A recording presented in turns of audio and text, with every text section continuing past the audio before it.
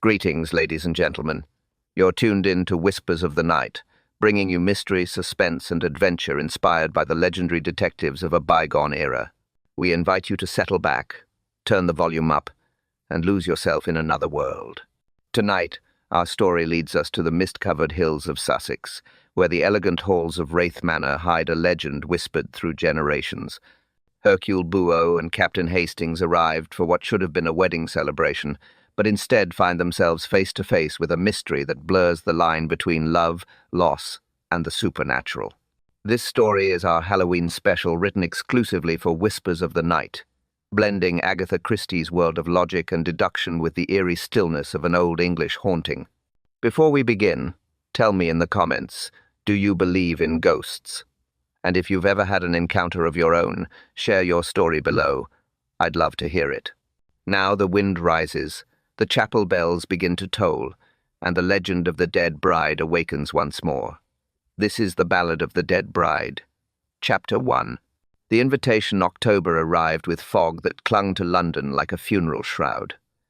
I found Poirot that grey Tuesday morning arranging his correspondence with geometric precision when the telephone shattered our routine. Poirot crossed the room and lifted the receiver. It is I, Poirot, who speaks. His expression shifted, the green eyes sharpened with that peculiar intensity I'd learned to recognize. After listening, he covered the mouthpiece. Hastings' monemy for you, a Major Mortlake from Sussex. But first, he has explained to Poirot the situation. Most interesting. I took the receiver. Geoffrey. What a surprise. Geoffrey Mortlake's voice carried strain beneath its steady tone. Hastings, I'm getting married. Halloween at Wraith Manor. I need you here. And Missy Poirot, for God's sake, bring him. What's wrong? The village says she's returned. The dead bride. 3 weeks ago, after I announced the engagement, strange occurrences began. Then 10 days back, a woman died. Sarah Blackwell, face frozen in terror. And Vivian, my fiancée, she's having nightmares. Last night, marks appeared on her throat, red welts like fingers, but her door was locked from inside. Geoffrey, I need someone who won't be swayed by superstition. Someone who can find truth beneath madness. Will you come? We'll be there Friday. When I rang off, poor Rose stood at the window, fingers drumming against the sill. Your friend is very frightened. A woman died. Geoffrey's fiancée is being terrorized. Près-moi by someone. Poirot's emphasis was deliberate. Always mon ami. It is someone. But this has been planned with care. The timing, the psychology, the systematic escalation. Whoever orchestrates this understands fear as an artist understands paint. You think it's murder. I think we shall discover murder, attempted murder, and perhaps murder yet to come. But first, we shall observe. The little grey cells require data. We departed Friday afternoon. The fog followed us, thickening as our motor car wound through Sussex lanes. Geoffrey's driver was hollow-eyed, knuckles white on the wheel. You know the Mortlake family? I asked. My grandfather served them, found the first bride in 1823, said her face was like wax, mouth open in a scream. Never spoke right after. Used to wake the house, shrieking about white hands. Poirot leaned forward. This first bride, she too died on Halloween. All Hallows Eve every 50 years.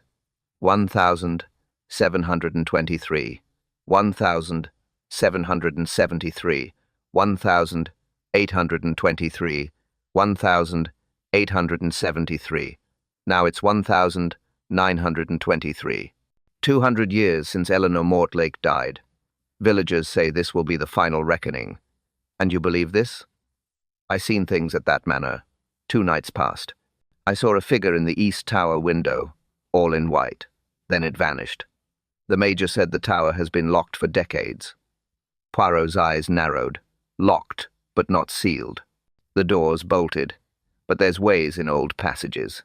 Ah. Satisfaction crossed Poirot's features. A piece had clicked into place. We drove through Hollow's Cross in silence. The village huddled in a depression. Cottages pressed together. A Norman church dominated the green, fresh-turned earth visible in the graveyard. Sarah Blackwell, the driver said, buried yesterday. No one would prepare the body. Beyond the village, the lane climbed through skeletal oaks. Then the trees parted. Wraith Manor rose before us. Grey stone, sharp gables, leering gargoylous. The east tower thrust upward, its topmost window broken. Ivy suffocated the southern wall. Poirot studied the manor with concentration. Note Hastings, the sightlines from tower to main building, the window positions. This is a house designed for watching, for concealment, for staging theatrical effects, perhaps. The oak door opened. Geoffrey emerged, grief and sleeplessness carved into his face. Hastings, Poirot, thank God. He pulled us inside. Before dark, nothing good happens after dark. The great hall stretched vast and cold. Ancestral portraits lined the walls. The most prominent showed a woman in white. Eleanor Mortlick, 1703, 1723. The paint around her throat was cracked as though clawed from within. Poirot examined it with his magnifying glass. These marks are recent. Within the past month, someone deliberately damaged this portrait. He glanced at Geoffrey. Who has access to this hall? Everyone, family, guests, servants. Then anyone could have done this. Or everyone wishes us to believe anyone could. Poirot straightened. This Elenina murdered on her wedding night. Her husband was found the next morning raving mad, covered in blood. Claimed Eleanor came to him, hands around his throat, said she'd never rest until every bride who entered this house died. They locked him in an asylum. He died screaming 3 days later, and the true murderer was never found. Never. How convenient for someone 200 years later who wishes to invoke this legend. A scream tore through the air. We raced upstairs. The screaming continued. Words beneath. Get away from me! Geoffrey burst through a door. The room was chaos. A young woman backed against the wall, clawing at her throat, blood trickling from beneath her fingernails. She's here, the bride. Her hands are so cold. Geoffrey caught her wrists. Vivienne, there's no one here. Poirot moved past me, examining the space systematically. He knelt at the window, touched the sill, lifted his finger to his nose. His eyes narrowed. Then he studied the mirror, examining angles. Hastings, note this mirror's position, how it reflects the doorway, window, candle, most illuminating. Geoffrey had lifted Vivienne onto the bed. She fell unconscious. I smelled it, then sickly sweet, like rotting flowers mixed with corruption. Poirot's nostrils flared. You perceive the odor? Yes. What is it? Precisely the question, but observe. It fades quickly as though someone opened a vial, then closed it, or departed through that servant's door, taking their props. Outside, fog pressed close. Church bells tolled, discordant and mournful. Poirot stood at the window, eyes holding cold focus. Mon ami, I think we have arrived not a moment too soon. Someone has orchestrated something most elaborate, most dangerous. Unless Poirot stops them, tomorrow will bring another scream, and this time the victim will not wake. The fog swallowed Wraith Manor whole, and in the east tower's broken window, something flickered once and vanished into darkness. Chapter 2. The Legend. Vivienne regained consciousness an hour later, but terror never left her eyes. She lay against the pillows like a broken doll, throat wrapped in bandages. Geoffrey sat beside her, and I had never seen a man look so helpless. Dr. Sebastian Marsh arrived as dusk settled over Wraith Manor. He was lean with hollow cheeks and eyes that looked through rather than at you. His hands trembled as he examined Vivienne's wounds. Superficial. Self-inflicted during hysteria. Hysteria? Geoffrey's voice cracked. Something was in that room. The doctor's jaw tightened. Major Mortlake. I've lived in Hollow's Cross my entire life. I know what the villagers say, but as a man of science, your science didn't save Sarah Blackwell. The words fell like stones into a well. Marsh's face went grey. Sarah Blackwell died of heart failure. Tragic, but entirely natural. Her face was frozen in a scream. You told me yourself you'd never seen such terror on a corpse. Terror can stop the heart, but that doesn't mean Marsh's hands clenched into fists. What would you have me say? that Eleanor Mortlake rises from her grave, that this house is cursed beyond medical explanation, I would have you tell me the truth." Poirot, who had remained silent near the window, turned with precision. "The truth, Messier, is often less comfortable than legend, but it has the advantage of being discoverable through reason." He moved toward Dr. Marsh with small, deliberate steps. "You examined Mademoiselle Blackwell's body. Nong, tell to me what were the physical findings." Marsh shifted under that penetrating gaze. Heart had stopped. No external injuries. No signs of struggle. But her expression, you mentioned terror. Rictus of extreme fear. Mouth open, eyes wide. Her hands were clenched. Fingernails had cut into her palms. Ah, and this occurs naturally with heart failure. In some cases, the literature documents the literature. Yes. But your experience, Monsieur le Doctor, in all your years of practice, have you seen such expression on other cardiac deaths? Marsh's silence was answer enough. Poirot's eyes gleamed. You see, Hastings already the legend begins to crack. A death staged to appear supernatural. But the body itself tells a different story. Fear killed Sarah Blackwell certain moment. But what created that fear? Not a ghost. I think something far more terrestrial. Geoffrey stepped forward, his face haggarded. Then tell me what's terrorizing Vivian. Explain the marks on her throat, the voices she hears, the figure in white we've all seen. You have seen this figure with your own eyes. 3 nights ago, in the corridor outside my chamber, a woman in a wedding dress, veil covering her face. She stood there completely still, then simply vanished. Vanished how? Through a door behind a corner? No, she was there and then she wasn't. Like smoke dissolving. Poirot fingers droomed against his thigh. Rapid calculation. And the lighting in this corridor, huh? Candlelight. The electricity doesn't extend to the upper floors. Ah, candlelight. Shadows. Expectation. Poirot nodded to himself. Most instructive. And this figure, she appeared at what hour? Just past midnight. After you had retired, after you had perhaps been sleeping, Geoffrey's brow furrowed. I dozed off in my chair. Yes, a sound woke me. Footsteps in the corridor. The sound of footsteps woke you from sleep in a house 4 centuries old, where floors creak constantly. Poirot's tone was gentle but relentless. And upon waking, disoriented in darkness, you saw a white figure that then disappeared. Tell me, mon ami, did you pursue? I know I was frozen. Couldn't move. Fear paralyzed you. Quite natural. But consider in that moment of paralysis, how long did you observe this figure? Seconds? Less? Perhaps 3 or 4 seconds? Long enough to see a dress? Not long enough to see details. Not long enough to determine if what you saw was solid or projection, person or illusion. Poirot turned to include us all in his gaze. The human eye, Monsieur Mademoiselle, it is not as reliable as we wish to believe. In darkness, in fear, in expectation, it fills gaps with imagination. A woman's voice cut through the room, sharp and bitter. You explain away what you haven't witnessed, Miss Poirot. How very convenient. An older woman stood in the doorway, dressed in severe black-grey hair pulled back with painful tightness. Her face was handsome but hard, carved from the same stone as the manor. Geoffrey rose.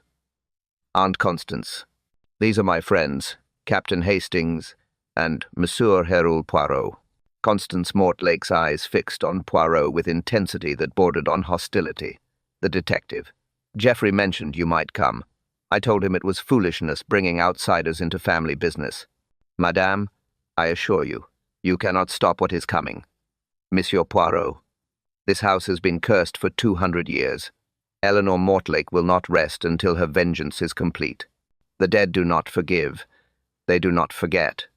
And they most certainly do not yield to logic. Poirot's voice was silk over steel. Perhaps not, madame, but the living. Huh? The living.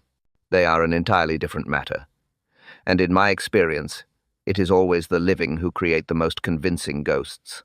Constance's lips thinned. You will see, miss, before this week ends. You will see.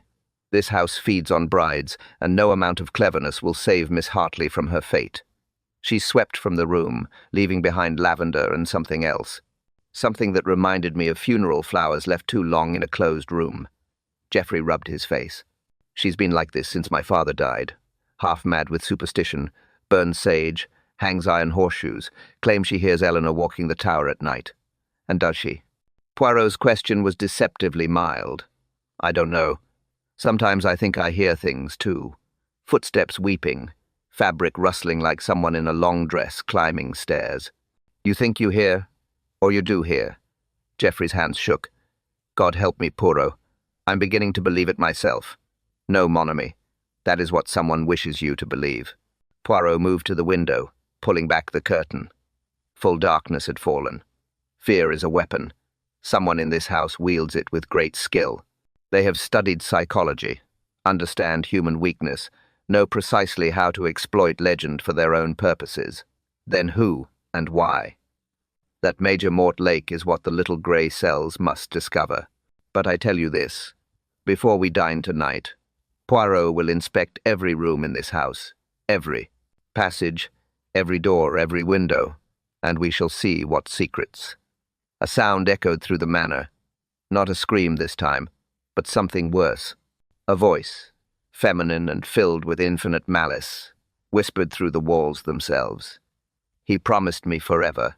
He promised, and now I will keep him to his word. The temperature plummeted.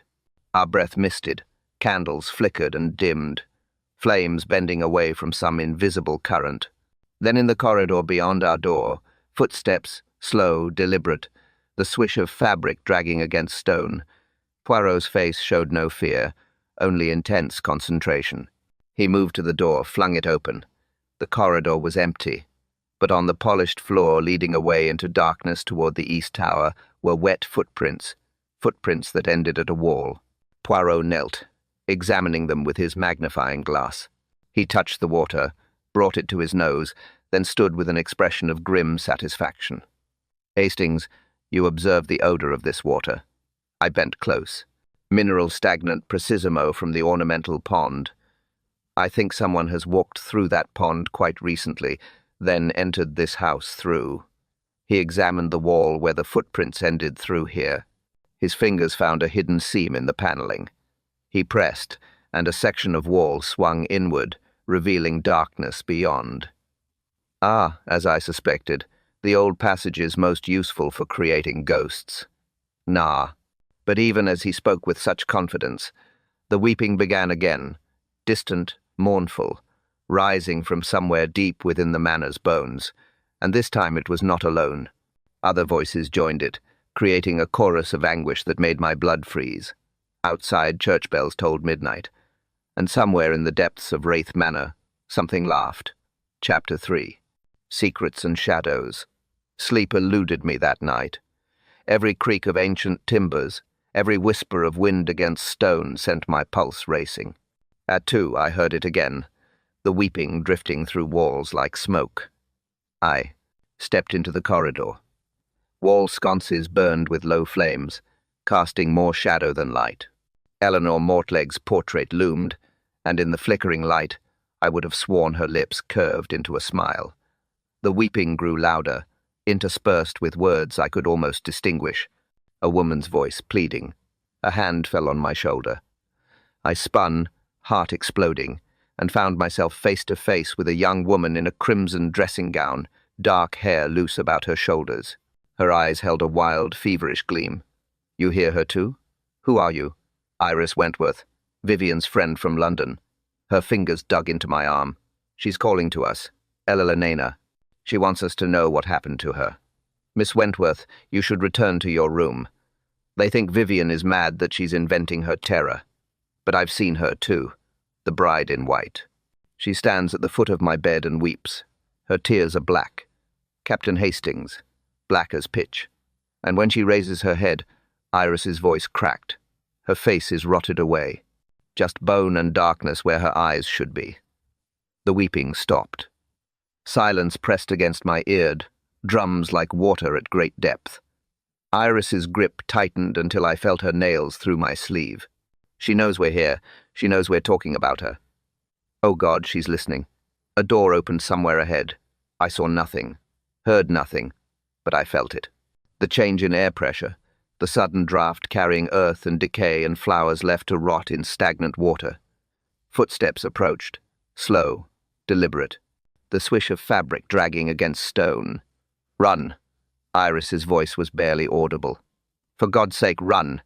But I stood frozen as those footsteps drew nearer.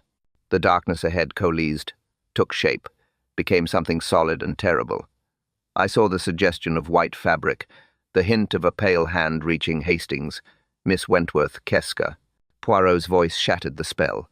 Light flooded the corridor as he emerged from his room, candelabra held high. Behind him appeared Geoffrey, dishevelled and wild-eyed, and Dr. Marsh, his medical bag clutched in white-knuckled hands. The darkness ahead retreated, the cold dissipated, the footsteps ceased. But on the floor where that shape had been, something remained. A pool of water black in the candlelight spreading across ancient stones. Poirot approached with characteristic precision, kneeling to examine the liquid. He touched it, brought it to his nose. His eyes narrowed. Most interesting. He rose, brushing off his dressing gown. "Hastings, escort Miss Wentworth to her chamber. Dr. Marsh, your patient requires attention. Major Mortlake, a word." Iris clung to my arm as I guided her back through the corridors. Her room was at the opposite end of the house from the east tower, but she glanced back constantly as though expecting pursuit. "You saw it? Tell me you saw it." "I saw shadows, Miss Wentworth. Shadows and darkness. Liar." The word was soft but vicious. "You're all liars. Pretending this is normal. Pretending we're safe. But we're not safe. None of us are. Not while she walks these halls." She slammed the door and I heard the bolt shoot home. When I returned, I found Poirot and Geoffrey in the library, a fire burning despite the hour. Geoffrey clutched to brandy as though it were a lifeline. "She wants us to leave. Iris begged me this afternoon to call off the wedding, to take Vivian away from this place. Said she'd had dreams, visions of Vivian's death. Saw her hanging from the east tower, still in her wedding dress, neck broken like Eleanor's." Poirot sat in a leather chair, fingers steepled beneath his chin. A pose I knew meant intense mental activity. "And what did you tell her?" "That I couldn't leave.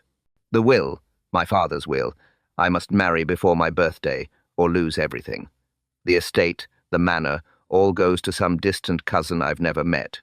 My father was cruel, but this clause was his masterpiece of cruelty. Marry by 33 or be disinherited. And Mademoiselle Hartley knows of this condition. Yes, she insisted we move forward despite everything, said she wouldn't let superstition ruin our happiness." His laugh was bitter, but that was before the attacks began. "Now she's terrified, but she won't leave, won't abandon me to poverty." Poirot's eyes glittered. "Tell me about Miss Wentworth.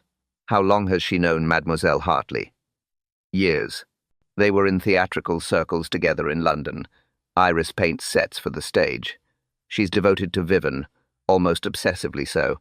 Geoffrey's brow furrowed. "She was quite opposed to our engagement. Tried to convince Vivian that I was only marrying her for duty, not love. And Dr. Marsh. He too was opposed." Geoffrey's face darkened. "Sebastian was courting Vivian when I met her. Showed her considerable attention, but Vivian chose me. He took it badly, stopped calling, threw himself into research on the manor's history. He's compiled volumes on Eleanor's death, interviews with descendants, medical theories. It's become an obsession. Convenient, is it not, that the village physician is also an expert on the curse threatening your bride? What are you suggesting?" "I suggest nothing. I merely observe." Poirot rose, moving to the window. Dawn was breaking, grey and cold. "But I will tell you this. The footprints we saw tonight were made with water from the ornamental pond.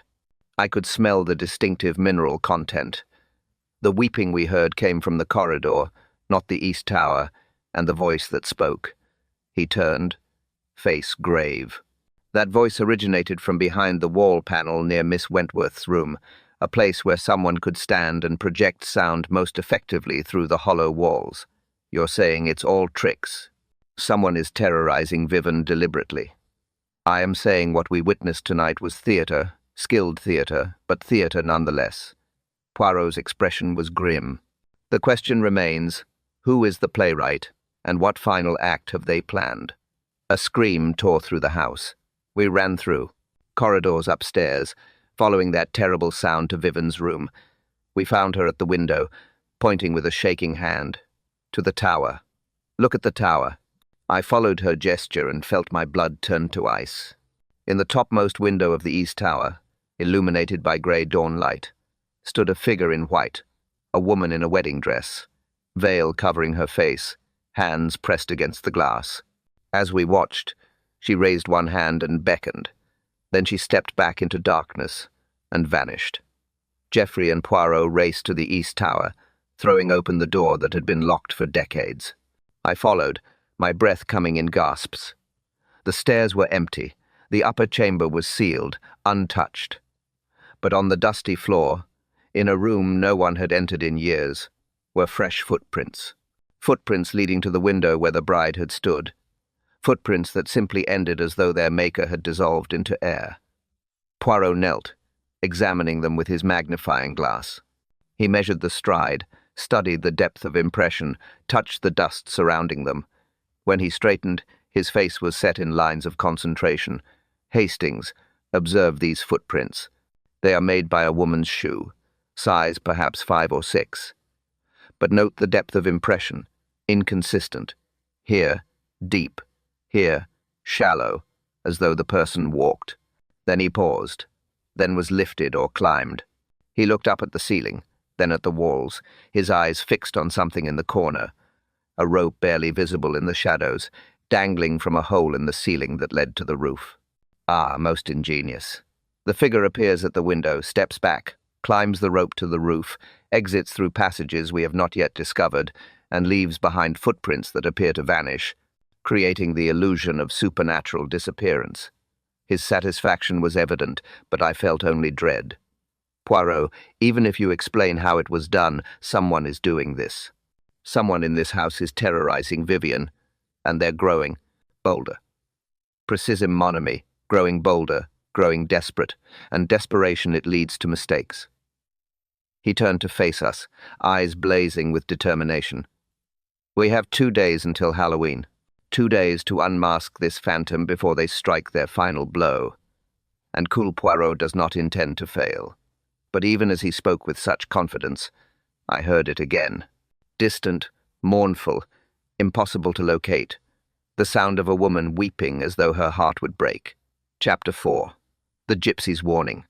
Breakfast that morning resembled a funeral gathering. We pushed food around our plates, speaking in hushed tones when we spoke at all. Vivian did not come down. Dr. Marsh had sedated her and she slept in her locked chamber with Iris standing guard. Constance Mortlake sat at the head of the table, her face carved from granite, eyes fixed beyond the windows. You opened the East Tower after all these years. You broke the seal. Geoffrey's cup rattled against its saucer. The door was unlocked, Aunt. The lock was broken from the inside. Impossible. I checked it myself 3 days ago. The lock was sound. Her gaze swung to Poirot. Your presence here has awakened something, Monsieur Poirot. Eleanor knows you've come to interfere. She's angry now. Madame, I assure you, assurances mean nothing to the dead. She rose, her chair scraping with a sound like fingernails on bone. I'm going to the village to see Madame Zara. She reads the cards, sees what mortal eyes cannot. Perhaps she can tell us how to appease Eleanor's wrath. The gypsy woman. Geoffrey's face flushed. Aunt Constance, those charlatans prey on fear. Madame Zara knew Sarah Blackwell would die, warned her 3 days before. Sarah laughed at the prediction. She's not laughing now. The words hung like poison gas. Constance swept from the room. Poirot dabbed his mustache, movements precise despite the tension. I think mourn me that we too should visit this Madame Zara. The gypsies they see much, that others overlook and fear it loosens tongues, most effectively. The gypsy encampment lay at the village edge where Hollow's Cross gave way to wild heathland. Colourful caravans formed a loose circle around a central fire pit. Children played between wagons. their laughter dying as we approached. Dark eyes watched with suspicion bordering on hostility. A woman emerged from the largest caravan. She wore crimson and gold, black hair stray with silver, neck heavy with amulets. But it was her eyes that arrested me, black as coal, burning with intelligence that had nothing to do with supernatural sight and everything to do with keen observation. "Monsieur Poirot." Her voice was smoke and honey. "I have been expecting you. The cards told me a man with magnificent mustaches would come seeking answers." Poirot's chest swelled despite the circumstances. "Madame Zara, I presume. I have the advantage of everyone, Mercure.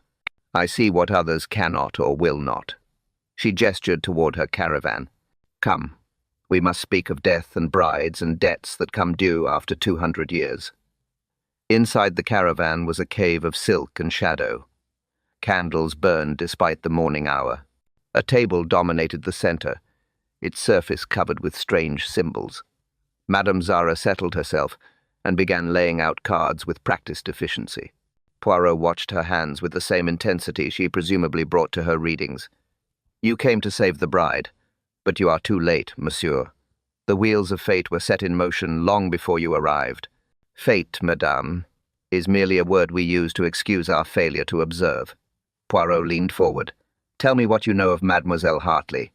The gypsy's hands still. "She came to me a week ago, frightened. Said someone was watching her from the woods, following her on walks. Said she felt cold hands on her throat while she slept, though she was alone in her locked room." Madame Zara turned over a card, a woman hanging upside down, face peaceful despite her inverted position. "I warned her, told her there was a betrayal coming, that someone close to her, someone she trusted, would bring her to ruin. She asked if it was Geoffrey. I told her no, the betrayal would come from one who seemed faithful." "And what did she say to this?" "She wept. Said she'd left London to escape betrayal, not to find it waiting. Said there were secrets in her past, things she'd done that she wasn't proud of, things that could destroy her if they came to light." Poirot's eyes sharpened. "What things, madame?" She would not say, but she was terrified. "Not of ghosts, monsieur, of the living." Madame Zara's eyes bored into Poirot. "I see the dead. It's true. I speak with them, commune with their spirits. And Eleanor Mortlake, she is restless, vengeful. But the danger to your bride comes not from beyond the grave. It comes from this world. From someone in that house who wears a mask of friendship while sharpening a knife." She turned over another card. A tower struck by lightning, figures falling from its heights. "There will be another death before All Hallows' Eve. Someone will fall just as Eleanor fell. And when they do, the truth will be revealed. But the revelation will come too late to save the innocent." "Who will die, madame?" Madame Zara's face was grave. "The cards do not reveal names, monsieur. Only patterns, only fate." She gathered the cards with swift movements. "But I tell you this, leave Wraith Manor. Take the bride and leave this cursed place. There are forces at work that even I cannot fully perceive. Human malice and supernatural wrath intertwined like serpents. Stay, and you will witness horrors that will haunt you until your dying day." We emerged into harsh daylight. Poirot's face was thoughtful, fingers drumming against his walking stick. "She knows something, Hastings, something she fears to speak aloud. You believe her warnings? I believe she has seen or heard something that frightens her greatly. Whether ghosts or murder, that remains to be determined." A child ran past, nearly colliding with Poirot. She stopped, staring up with eyes too old for her young face. "The bride in white walks tonight. She will climb the tower's stairs. She will sing her ballad, and when she reaches the top, the child's voice dropped to barely audible. Someone will fall." She ran off before we could question her, disappearing between caravans like smoke. We returned to Wraith Manor to find chaos. Servants ran through halls, faces white with terror. Geoffrey met us at the door, hands shaking. "It's Vivian. She's gone." Iris fell asleep at her post. And when she woke, Vivian's room was empty. "We've searched everywhere." A scream from the grounds cut him off. We raced outside to find a groundskeeper pointing at the east tower, face twisted in horror. There in the window, Dear God, she's up there. I looked up and felt my heart stop. Vivian stood in the tower's highest window, the same window where we'd seen the ghostly bride. She wore a white nightdress that billowed like a wedding gown. Her hair streamed around her face. Her arms were outstretched, reaching towards something we could not see. Vivian. Geoffrey's voice cracked. Don't move. We're coming. But Vivian didn't seem to hear. She leaned further out the window. Further, as though reaching for someone's hand. She's beautiful. Eleanor is so beautiful. She's showing me her dress. She wants me to try it on. She says, "We'll be sisters," she says. Vivian's foot slipped for a terrible frozen moment. She teetered on the edge. Then strong hands grabbed her from behind, yanking her back. "Doctor!" Marsh appeared in the window, arms locked around Vivian's waist, pulling her to safety. We found them in the tower room minutes later. Vivian lay unconscious on the dusty floor. "Doctor?" Marsh knelt beside her, face ashen, hands trembling as he checked her pulse. I heard her voice, heard her calling out. Came up here and found her leaning out the window, reaching for nothing. Another moment, and she would have fallen.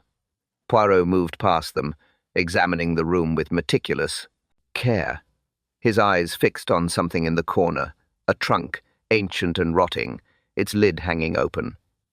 Inside lay a wedding dress, white silk turned grey with age, lace yellowed and torn, and beside it a veil, the same veil we'd seen the ghostly bride wearing. But the dress was wet. Fresh water dripped from its folds, pooling on the floor. The same water, I realized with creeping horror, that we'd seen in the corridors last night. Poirot's face was grim as he turned to face us. Mon Dieu, this is most clever, most diabolically clever indeed. But before he could elaborate, Vivian's eyes snapped open. She stared at something behind us, face contorting in absolute terror. She's here. Eleanor's here, and she's not alone anymore. In the doorway, visible to all of us, stood a figure in white. This time there was no mistaking it for tricks of light or shadow. We all saw her, the bride with her rotted face and black weeping eyes and hands that reached toward us with broken, clawing fingers. And when she spoke, her voice was the sound of earth falling on a coffin lid. Mine. The bride is mine. Then she was gone, dissolved into nothing, leaving behind only the scent of grave, dirt, and rotting flowers.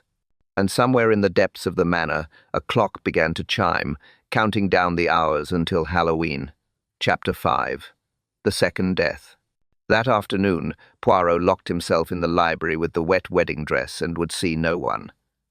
I paced the corridors like a caged animal, unable to shake the image of that rotted face from my mind. We had all seen her, all of us. How could Poirot explain that with his precious logic? I found Geoffrey in the drawing room, staring into a fire that gave no warmth.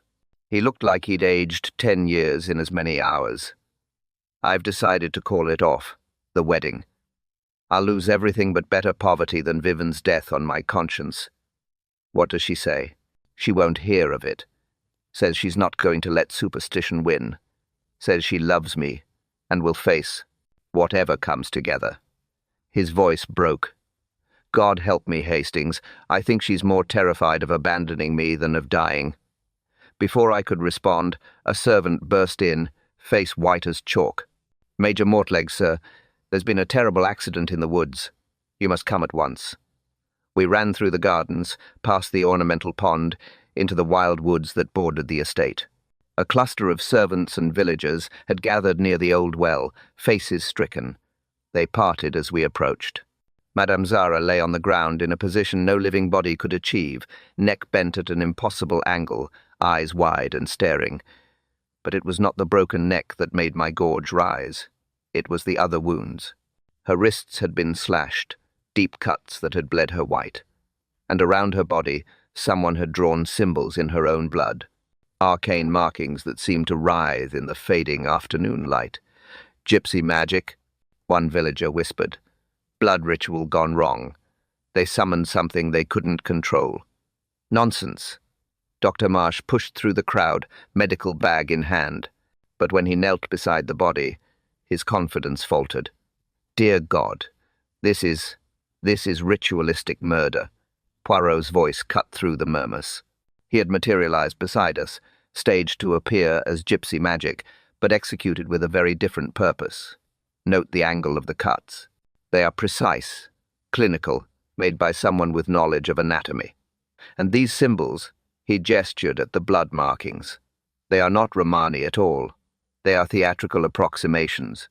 Someone's idea of what gypsy magic should look like. Dr. Marsh's face flushed. Are you suggesting I had something to do with this? Because I have medical knowledge. I suggest nothing, monsieur. I merely observe. Pooh bent closer, examining her hands. Interesting. There is skin beneath her fingernails. She fought her attacker, and here he lifted one hand. Powder. The same powder we found on the windowsill in the East Tower. She knew too. Much. Iris Wentworth stood at the edge of the crowd, face pale, eyes feverish. Madame Zara told us someone would fall before Halloween. She knew who the killer was. And so they silenced her. Miss Wentworth, you should return to the house. Why? So I can die next. We're all going to die, Captain Hastings, all of us. Ella Lanina won't stop until she's claimed every bride, every woman who dares enter Wraith Manor. Geoffrey caught her arm as she swayed. Someone fetched Dr. Marsh's kit. Miss Wentworth needs a sedative. I need the truth. Iris wrenched free, voice rising to a shriek. Vivian is innocent. She's done nothing to deserve this curse. Nothing, mademoiselle. Poirot's voice was gentle but firm. What do you know of Mademoiselle Hartley's past in London? Madame Zara mentioned secrets, things she wished to keep hidden. Iris's face crumpled. It wasn't her fault. None of it was her fault. He was a monster. Her first husband, Arthur Ravenscroft, cruel and jealous. When he died, they said Vivian poisoned him. Said she wanted his money, but it was a lie. He had a weak heart. The doctors confirmed it, but the scandal ruined her. Drove her from London, from everything she'd built. Her first husband. Geoffrey's voice was hollow. Vivian was married before. She was going to tell you after the wedding. She was afraid you'd think less of her. Afraid you'd believe the gossip. But she loved you, Geoffrey. Loves you. That's why she came to Sussex. To start fresh. To escape the past. Iris's eyes blazed, and now the past has followed her. Someone in this village knew about Arthur, knew about the scandal, and they're using it to destroy her. Poirot's eyes gleamed with that peculiar intensity that meant the little grey cells were working at full capacity. Or perhaps Mademoiselle. Someone knew that the scandal made Mademoiselle hardly vulnerable, made her an ideal target for a very different kind of destruction. What are you implying? I imply nothing. But I wonder, who benefits from Mademoiselle? Hartley's death. Who gains if this wedding does not occur? The question hung in the air like a noose. A shout from the direction of the manor made us all turn. The stable boy ran toward us, face twisted in panic. Fire. Fire in the East Tower. The whole top floor is ablaze. We raced back. Smoke billowed from the tower's highest window, black and thick. Flames licked at ancient stones, and the heat was such that we could feel it from 100 yards away. Geoffrey grabbed the stable boy. Is everyone out? All the guests? Don't know, sir. Mrs. Mortlake was trying to get a count. Where's Vivian? For God's sake, where's Vivian? No one answered. No one knew. Geoffrey ran for the tower entrance. Poirot and I followed, choking on smoke, eyes streaming. The stairs were an inferno, flames consuming ancient wood with terrifying speed. We climbed through hell itself, following Geoffrey's desperate calls. We found her on the uppermost landing, collapsed against the door, nightdress singed, face blackened with soot. She wasn't breathing. Geoffrey lifted her like she weighed nothing, carrying her down through smoke and flames. Doctor. Marsh met us on the second floor, directing us to fresh air, barking orders at servants to fetch water and blankets. Outside, Geoffrey laid Vivian on the grass. Doctor. Marsh pressed his ear to her chest, then began working with desperate efficiency, forcing air into her lungs, pressing on her chest with rhythmic precision. Breathe, damn you. Breathe. For endless moments nothing happened. Then Vivian convulsed, coughing, gasping, drawing in great lungfuls of air. Her eyes fluttered open. Eleanor started the fire. She locked me in. She wanted me to burn like she burned with rage for 200 years. She told me. Vivian's voice cracked. She told me I had to pay for someone else's sins, that I was the price of old debts, that my blood would finally settle the accounts. Poirot knelt beside her, his face showing none of the satisfaction of deduction, only grim determination. "Mademoiselle, who locked you in the tower? What did you see?" White hands, cold hands, and a voice whispering that it was almost time, that Halloween would bring the final reckoning. Her eyes rolled back. The ballad. She sang me the ballad. How she was promised forever and forever she shall have. How every bride must pay the debt. How blood calls to blood across the centuries. She passed out. Dr. Marsh carried her into the house. I stood with Poirot and Geoffrey, watching flames consume the east tower. The fire brigade had arrived from the village, but they were too late. The tower burned like a funeral pea, black smoke rising into the darkening sky. "This is it, isn't it?" Geoffrey's voice was dead. "This is how it ends. Tomorrow is Halloween. Tomorrow is my birthday. Tomorrow we're supposed to marry. And tomorrow, Ella Lenina will claim what she's been hunting for 200 years. Poirot said nothing for a long moment. Then his voice came, cold and dangerous. "No, mon ami.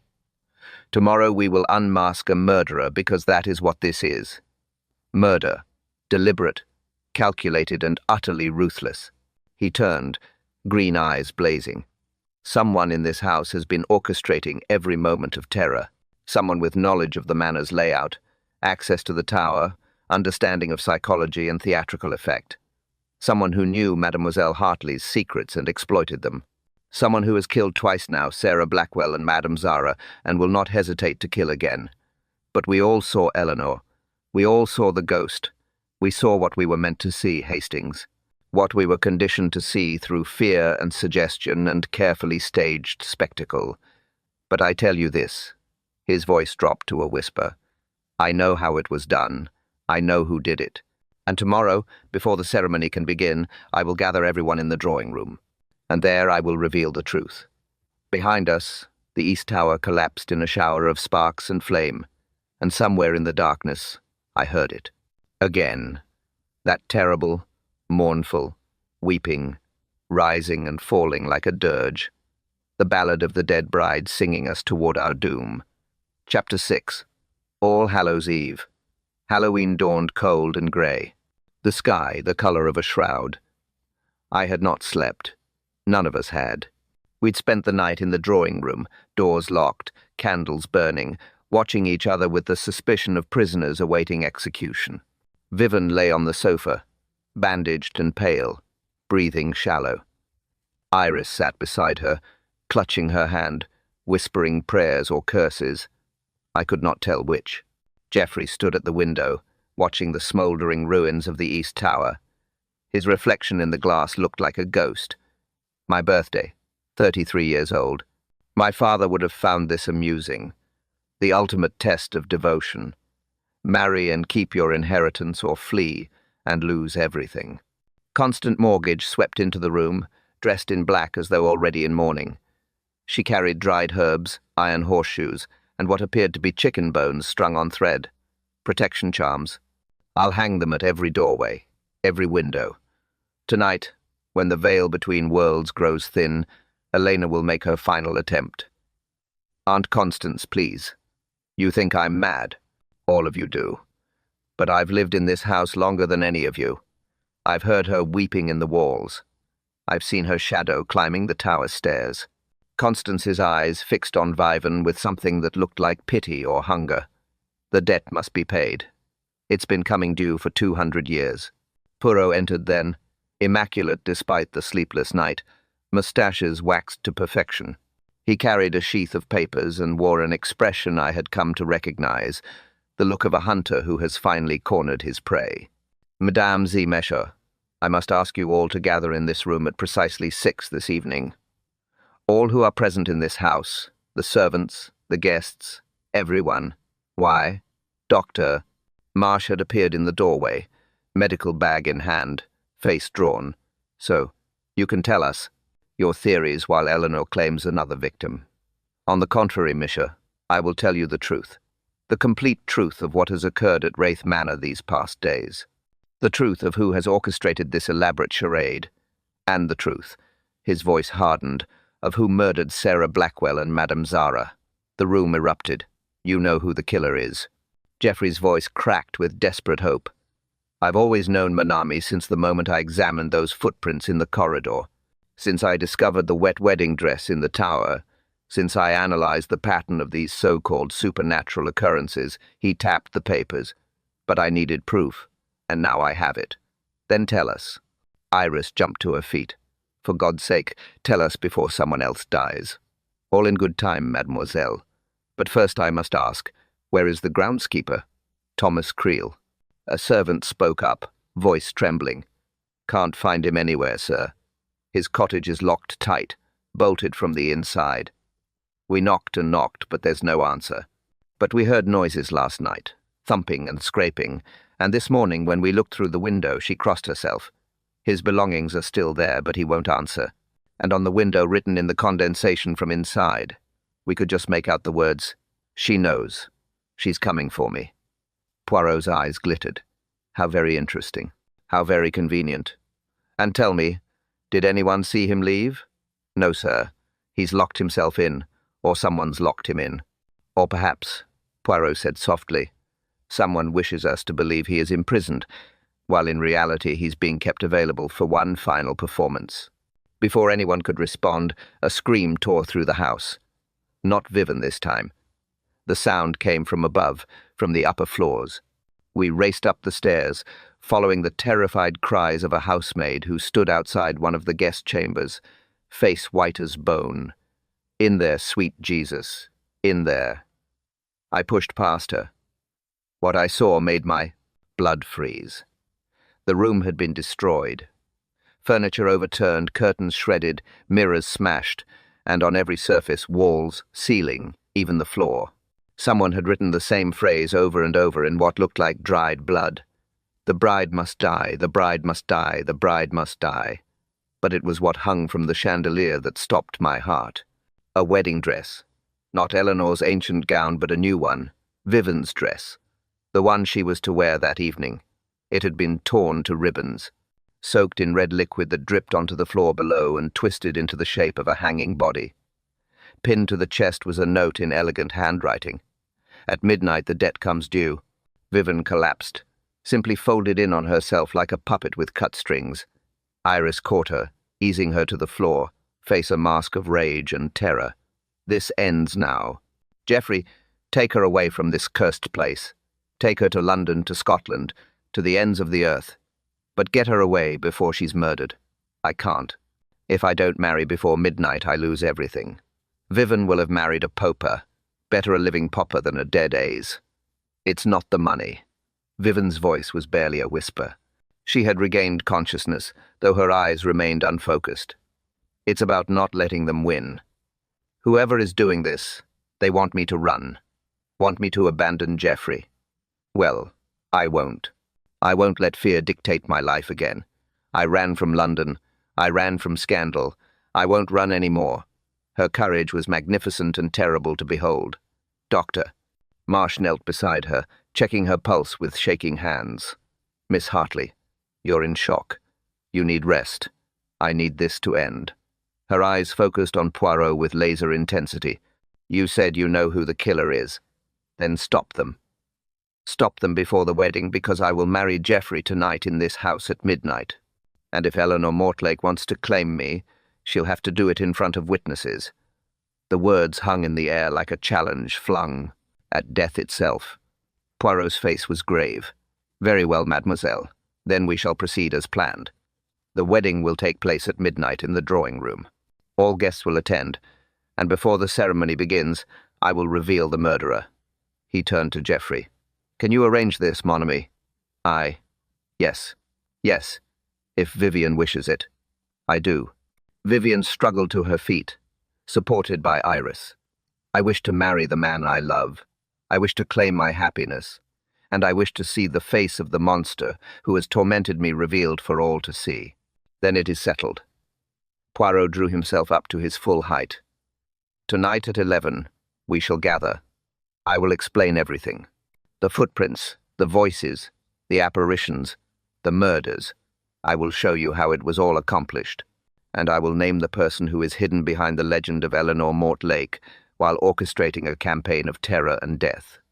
And if Eleanor herself appears," Constance's voice dripped with venom, "if the dead bride comes to claim what is hers, then, madame, we shall finally learn whether ghosts can be arrested for murder."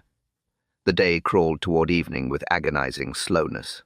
Servants prepared the drawing room for the ceremony, faces grim, hands trembling as they hung garlands and lit candles. The village priest arrived at 4, pale and sweating, clutching his Bible like a shield. I found Poirot in the library at 5, surrounded by papers, face drawn with concentration. "Poirot, are you certain you know who the killer is?" "Sir Manami, I have known since this morning when the final piece fell into place." "Then why wait? Why risk Vivian's life with this theatrical revelation?" His eyes met mine, and I saw something in them that chilled me. Because Hastings, the murderer, is desperate, cornered, and a cornered animal is at its most dangerous. If I accuse them directly, they will strike again, strike fast, strike fatal. But if I arrange this gathering, if I promise to reveal all at a specific time, they will wait. They will want to hear what I know. And in that waiting, in that curiosity, his smile was cold. That is when they will betray themselves. You're using Vivian as bait. I am using the murderer's own psychology against them. They cannot resist the drama. You see, they have staged all of this. The ghost, the curse, the terror, as a grand performance. They will not be able to resist attending the final act. And if you're wrong, then, mon ami, we shall all die wondering. The clock struck 6. Outside, darkness fell like a hammer blow. In the distance, church bells began to toll, the bells of Hallows Cross ringing in All Hallows' Eve. The night of the dead had begun. And somewhere in Wraith Manor, a murderer waited, sharpening their knife for one final, terrible strike. Chapter 7. The Gathering Storm. The clock struck 11, and we filed into the drawing room in silence. Candles burned in every sconce, flames casting writhing shadows across walls. Outside, wind howled through the manor's bones, and somewhere in the distance, thunder rumbled, a storm approaching from the sea. Vivian sat beside Geoffrey, dressed in simple grey bandaged throat visible above the collar. Her hands shook, but her eyes burned with defiant courage. Iris stood behind her like a guardian angel, one hand resting protectively on Vivian's shoulder. Dr. Marsh occupied the chair nearest the fire, medical bag at his feet, face unreadable. Constance Mortlake stood apart, back rigid, hands clutching herbs and iron charms.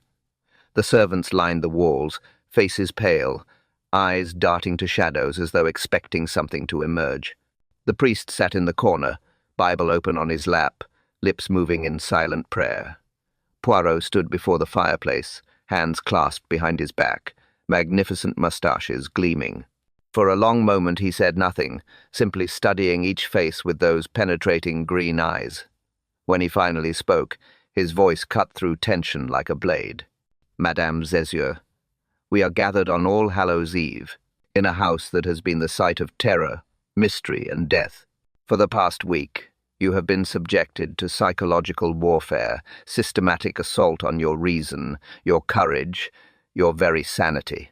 You have been led to believe that a vengeful ghost walks these halls, that Eleanor Mortlake has returned to claim another bride, that supernatural forces have been unleashed." He paused, letting his words sink in. "I tell you now, every single manifestation, every ghostly appearance, every supernatural occurrence has been the work of human hands. There is no ghost. There never was. Only a murderer of extraordinary cunning, using the legend of Eleanor Mortlake to disguise their crimes." Constance's voice rang out, sharp and bitter. "You fool. You arrogant fool. We have all seen her. The bride in white, her rotted face, her broken fingers. How do you explain that with your precious logic?" "I will show you, madame. But first, let me establish the facts." Poirot began to pace, Movements precise, controlled. Fact 1. Sarah Blackwell died of apparent heart failure 3 days before our arrival. Her face was frozen in terror. The village believed Eleanor Mortlake had claimed her, but Sarah Blackwell was not a bride. Why would Eleanor target her? He let the question hang. Fact 2. Mademoiselle Hartley has been subjected to increasingly violent attacks. Marks on her throat, voices in darkness, near fatal incidents in the East Tower. Each attack carefully staged to appear supernatural. Yet each leaving behind physical evidence that points not to ghosts but to careful planning. Fact 3.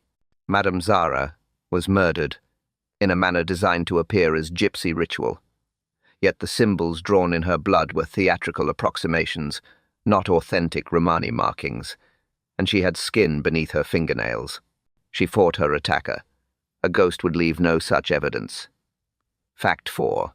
The wet wedding dress discovered in the tower trunk, a dress supposedly worn by Eleanor Mortlake 200 years ago, yet somehow still intact and dripping with fresh water. He paused for effect. Impossible, no. A dress that old would have rotted to dust. So, what did we truly find?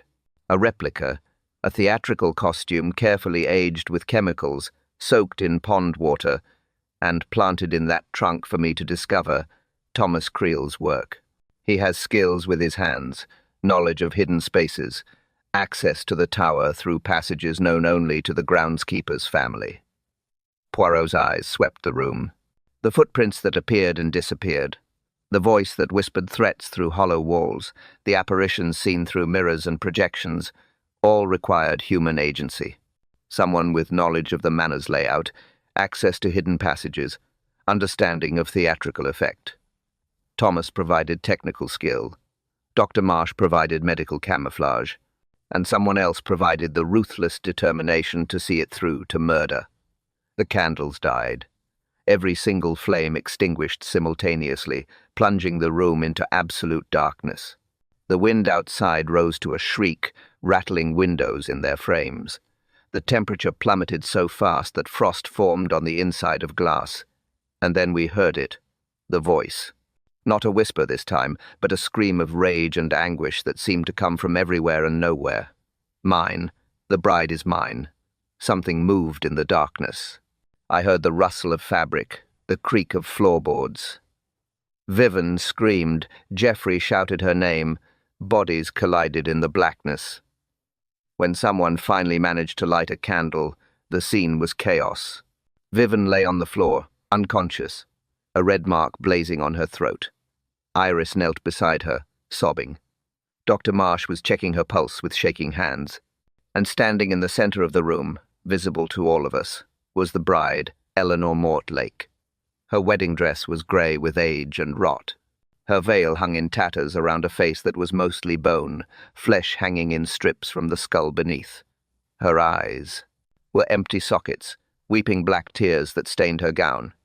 Her hands reached toward us with fingers bent at impossible angles, broken and clawing. When she spoke, her voice was whined through a crypt. 200 years I've waited. 200 years of watching brides dance where I should have danced. No more. This one is mine. Her blood will pay the debt. Her death will finally set me free. She moved toward Vivian with terrible purpose. Geoffrey threw himself between them, but the ghost passed through him like smoke. He collapsed, gasping, face grey, ice crystals forming in his hair. The bride reached down toward Vivian's throat. No. Poirot's voice cracked like a whip. You will stop this performance immediately, or I will reveal not only your identity but your motive for these murders. The bride froze, turned those empty sockets fixed on Poirot. You cannot stop me, little man. I am death. I am vengeance. I am Poirot moved then faster than I had ever seen him move. Crossing the room in 3 strides, he seized the bride's veil and tore it away. For a moment, a terrible frozen moment, I saw the rotted skull beneath, the empty sockets, the horror that lurked behind the mask. Then Poirot's hands found something else. A wire. A frame. He pulled and the entire head came away, revealing a projection, light and mirrors, and carefully crafted illusion. And behind the apparatus, Controlling it with expert precision stood Thomas Creel, the groundskeeper, who had been locked in his cottage, his face twisted with terror and desperation, hands shaking on the controls. He had emerged from a panel in the wall behind the curtains, a servant's passage that connected to the space behind the drawing room's elaborate paneling. The apparatus itself was built into the wall cavity, carefully constructed over weeks, accessible only through hidden corridors that honeycombed the ancient manor. Mirrors angled to reflect projected images. A magic lantern modified with colored glass. Wires running through. Walls to create the voice that had seemed to come from everywhere and nowhere. All of it human ingenuity. All of it theatrical craft. None of it supernatural. No. Constance's voice rang out from across the room. "Thomas, you fool, you've ruined everything." In the chaos and confusion, while all eyes had been fixed on the ghost and then on Thomas's exposure, Constance had moved. She had positioned herself behind Vivian's chair during the darkness, waiting for her moment. Now, with her carefully constructed plan collapsing around her, she made her final desperate move. A knife flashed in her hand, drawn from the folds of her black dress where she had concealed it all evening. If the ghost couldn't frighten Vivian to death, if the theatrical haunting had failed, then cold steel would finish what supernatural terror could not. She lunged for Vivian's exposed throat, but Geoffrey had seen the movement. He threw himself between them, catching his aunt's wrist in mid-strike. They struggled, aunt and nephew locked in mortal combat, the knife gleaming between them. Geoffrey twisted hard. Constance cried out. The knife clattered to the floor, and somewhere in the depths of Wraith Manor, church bells began to toll midnight, counting down to the moment when everything would either be saved or lost forever. Epilogue. The wedding proceeded at 1 minute past midnight, with the storm raging outside and the smell of smoke still clinging to our clothes. Constance Mortlake had been taken away by the village constable, screaming about debts unpaid and vengeance unfulfilled. Even as they led her to the police wagon, she spat curses at Vivian, insisted that Eleanor Mortal would have her revenge from beyond the grave. She never stopped believing she'd done the right thing. Thomas Creel confessed everything that night. The hidden passages he'd used to create phantom footsteps, the apparatus of mirrors and projections, the recordings played through hollow walls. He wept as he spoke, insisting he'd been coerced, blackmailed, threatened. The magistrate showed mercy. Thomas received 2 years for his role in the conspiracy. His testimony against Constance would prove crucial at trial. Dr. Marsh sat in the corner throughout the ceremony, head in hands, muttering apologies that would never be enough. He was arrested the following morning, charged as an accessory to murder. His medical career was destroyed the moment the charges became public. At his trial in January of 1924, he pleaded guilty. The judge, noting his cooperation and his ultimate act of saving Vivian from the fire, sentenced him to 7 years hard labor. But Constance Mortlake showed no remorse. Her trial was a sensation. The prosecution presented overwhelming evidence. The defense argued temporary insanity, painted her as a tragic figure, driven mad by decades of isolation and obsessive devotion. The jury deliberated for less than 3 hours. Guilty on 2 counts of murder in the first degree. Guilty of conspiracy to commit murder, guilty of attempted murder, she was sentenced to death by hanging. She stood to hear the verdict with her spine straight and her head high. When asked if she had anything to say, she looked directly at Geoffrey and said only, "I did what a mother would do. History will vindicate me." She was hanged on a grey February morning in 1924. The executioner later reported that her last words were not a prayer or a plea for forgiveness, but a whisper. "Eleanor understands. Eleanor knows I was right." Poirot and I departed Wraith Manor the following morning. As our motor car pulled away, I looked back at the ruined ice tower, its blackened stone stark against the grey November sky. "You explained the ghost, Poirot, the apparatus, the conspiracy, the murders, but those wedding bells, the ones we heard from the destroyed tower, how do you account for those?" Poirot was silent for a long moment, fingers steepled beneath his chin. The bells of Hollows Cross Church mourned me. They were tolling to midnight. The wind carried the sound across the valley. An acoustic phenomenon, nothing more. The church bells don't ring at midnight. I asked the sexton this morning. He said they haven't rung at night in 50 years. Not since the bell ringer fell to his death from the tower. On Halloween, Poirot waved his hand dismissively. Then it was the wind through the ruined tower itself. The structure with its destroyed chambers and hollow spaces created harmonic resonance. Air moving through broken stone at specific velocities can produce tones remarkably similar to bells. It is science, Manami, not sorcery. And the cold, the temperature dropping so fast that frost formed on the windows, the storm breaking, cold air rushing through the broken window glass. Basic meteorology. His certainty was absolute, unshakable. But I had been there. I had felt it. Poirot, I saw her. When you tore away the apparatus and revealed Thomas just for an instant, there was another face behind his, a woman's face. Empty eye sockets, a mouth frozen in a scream. You saw what Constance Mortlake had conditioned you to see. His voice was patient, almost gentle. For days, you were subjected to carefully orchestrated psychological warfare. Your mind was primed to perceive the supernatural. When confronted with chaos, darkness, and fear, the brain fills in gaps with expectation. He spoke with such conviction, such absolute certainty. But I noticed his fingers, usually so steady, trembled slightly as he reached for his coffee cup. And when he thought I wasn't looking, his eyes drifted to the window toward the mist-shrouded countryside we were leaving behind. You don't believe that? Not completely. His spine stiffened. I believe in reason, Manami, in the little grey cells.